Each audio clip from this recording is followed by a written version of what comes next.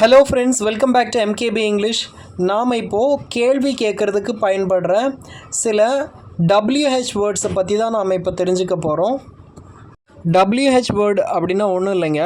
இந்த what, where, why, which இது மாதிரியான வேர்ட்ஸில் எல்லாம் முன்னாடி ஃபஸ்ட்டு WH இருக்கும் இல்லையா?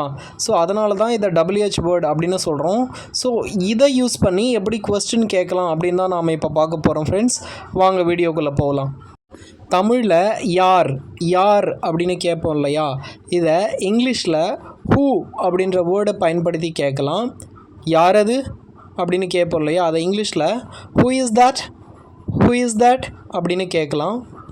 இதுக்கு யார் பொறுப்பு அப்படின்னு கேட்போம் இல்லையா? இதை who is responsible for this அப்படின்னு கேட்கலாம். உனக்கு யார் இந்த புக்கை கொடுத்தது அப்படின்றத who cave you this book அப்படின்னு சொல்லலாம். நீங்கள் பாஸ்ட் டென்ஸில் ஹூவை யூஸ் பண்ணி ரொம்ப எளிமையாக கேள்வி கேட்கலாம். உனக்கு யார் சொன்னது அப்படின்றத ஹூ டோல்ட் யூ அப்படின்னு கேட்கலாம்.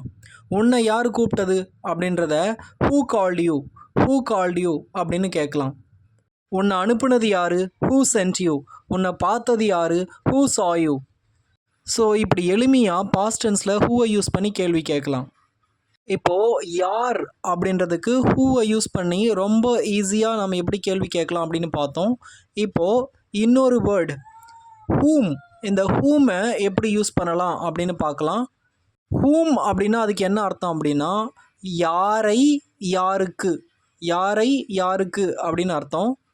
இப்போது அதில் எக்ஸாம்பிள் சென்டென்சஸை பார்க்கலாம். இப்போது யார் உன்னை பார்த்தது அப்படின்னு கேட்டால் ஹூ saw you அப்படின்னு சொன்னோம் இல்லையா? இதுவே நீ யாரை பார்த்த அப்படின்னு கேட்டால் whom did you see அப்படின்னு கேட்கலாம். யார் உனக்கு கொடுத்தாங்க அப்படின்னு கேட்டால் who gave you. இதுவே நீ யாருக்கு கொடுத்த அப்படின்னு கேட்டால் to whom did you give அப்படின்னு சொல்லணும். யாருக்கு அப்படின்னு வந்தால் to whom நீங்கள் யூஸ் பண்ணலாம். யாரை whom, யாருக்கு to whom. இங்கே கவனிக்க வேண்டிய விஷயம் என்ன அப்படின்னா, கேள்வி கேட்கும்போது ஹூக்கு அடுத்து டிட் வராது. பாஸ்ட் டென்ஸில் ஹூக்கு அடுத்து டிட் வராது. ஆனால் அதே பாஸ்ட் டென்ஸில் கேள்வி கேட்கும்போது ஹூம்க்கு அடுத்து டிட் வரும். நல்லா ஞாபகம் வச்சுக்கோங்க ஃப்ரெண்ட்ஸ். ஹூ அப்படின்னா யார், ஹூம் அப்படின்னா யாரை, டு ஹூம் அப்படின்னா யாருக்கு அப்படின்னு அர்த்தம். தினமும் இதை நீங்கள் ப்ராக்டிஸ் பண்ணிட்டு வாங்க, ஈஸியாகிடும். இப்போ அடுத்த வேர்டை பார்க்கலாம் ஃப்ரெண்ட்ஸ். யாருக்காக அப்படின்னா ஃபார் ஹூமை யூஸ் பண்ணலாம். இப்போ இது மேலே சில எக்ஸாம்பிள் சென்டென்சஸை பார்க்கலாம் ஃப்ரெண்ட்ஸ். இந்த கிஃப்டை யாருக்காக வாங்கின அப்படின்றத for whom did you buy this gift அப்படின்னு கேட்கலாம். யாருக்காக டின்னரை ப்ரிப்பேர் பண்ணிக்கிட்டு இருக்க அப்படின்றத for whom are you preparing the dinner அப்படின்னு சொல்லலாம். நாம் பொதுவாக டின்னர் பிரேக்ஃபாஸ்ட்டுக்கு முன்னாடி தாவை யூஸ் பண்ணக்கூடாது. ஆனால் இங்கே யூஸ் பண்ணலாம். ஏன்னா ஒரு குறிப்பிட்ட நபருக்காக டின்னர் ரெடி ஆகிட்டுருக்கு அப்படின்னு நாம் பர்டிகுலராக சொல்கிறதுனால இங்கே டின்னர் முன்னாடி தாவை யூஸ் பண்ணலாம். யாருக்காக டின்னர் ப்ரிப்பேர் பண்ணிக்கிட்டு இருக்க அப்படின்றத for whom are you preparing the dinner அப்படின்னு கேட்கலாம். யாருடையது அப்படின்னு தமிழில் கேட்போம் இல்லையா? இதை இங்கிலீஷில் ஹூஸ் அப்படின்னு கேட்கலாம். இப்போ இது மேலே சில எக்ஸாம்பிள் சென்டென்சஸை பார்க்கலாம். இந்த புக்கு யாருடையது அப்படின்னு கேட்போம் இல்லையா? அதை ஹூஸ் புக் இஸ் திஸ் அப்படின்னு கேட்கலாம்.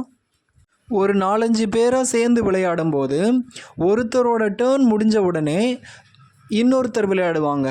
அதில் இருக்கிறவர் கேட்பார், இந்த மாதிரி இப்போ விளையாடுறது யாரோட டேர்ன் அப்படின்னு கேட்பார்.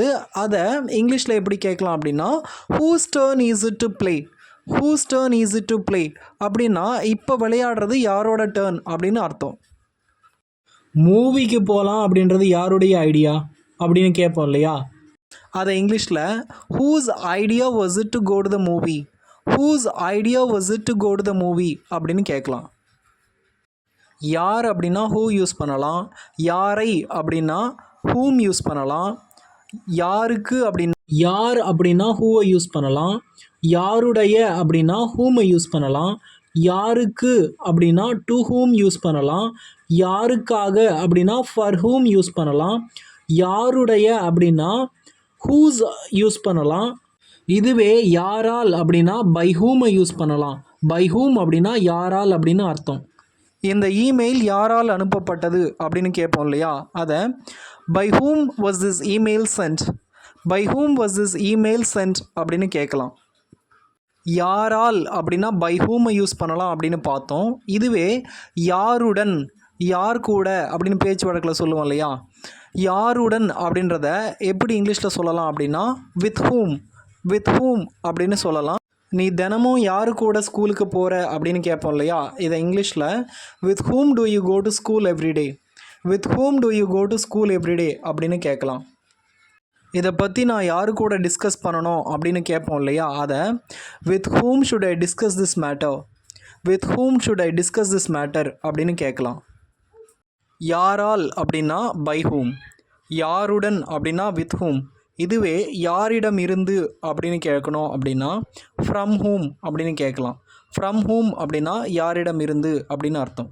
இந்த லெட்டர் உனக்கு யார்கிட்ட இருந்து வந்தது அப்படின்னு கேட்போம் இல்லையா, அதை இங்கிலீஷில் from whom did you receive this letter, from whom did you receive this letter அப்படின்னு கேட்கலாம்.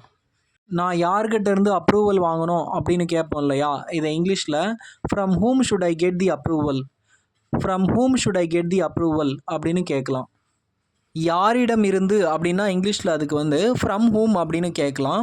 இதுவே யாரை பற்றி அப்படின்னு கேட்போம் இல்லையா, அதுக்கு இங்கிலீஷில் அபவுட் whom அப்படின்னு கேட்கலாம். நீ யாரை பற்றி பேசிக்கிட்டு இருக்க அப்படின்னு கேட்போம் இல்லையா, அதை about whom are you talking, about whom are you talking அப்படின்னு கேட்கலாம். நீ நேற்று யாரை பற்றி கேட்டுக்கிட்டு இருந்த அப்படின்னு கேட்போம் இல்லையா, அதை இங்கிலீஷில் about whom were you asking, about whom were you asking அப்படின்னு கேட்கலாம். அவ்வளோதான் ஃப்ரெண்ட்ஸ், இந்த வீடியோ உங்களுக்கு ரொம்ப யூஸ்ஃபுல்லாக இருந்திருக்கும்னு நினைக்கிறேன். இந்த வீடியோ பிடிச்சிருந்தது அப்படின்னா லைக் பண்ணுங்கள், மறக்காமல் என்னோடய சேனலுக்கு சப்ஸ்கிரைப் பண்ணுங்கள் ஃப்ரெண்ட்ஸ். தேங்க்யூ.